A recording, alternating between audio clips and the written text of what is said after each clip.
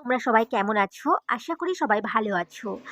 আজ অঘ্রান মাসের শেষ দিন। আমাদের বাড়িতে পিঠা হচ্ছে। তো আমি শুরু করে দিয়েছি নারকেল পিঠা বানানো।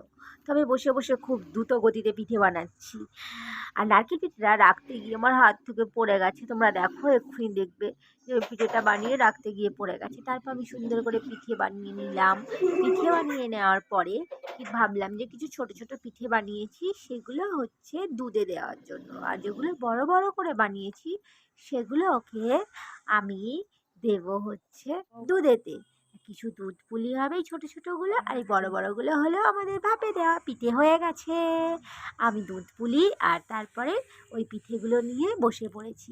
পিঠেগুলো এখন খাওয়ার টাইম। খাওয়ার সময় নো কথাবার্তা। উফ! সেই টেস্ট, সেই স্বাদ হয়েছিল। খেয়ে জাস্ট মন ভরে গেছে। আমি বসে, বসে অনেকগুলো পিঠে খেয়েছি কালকে।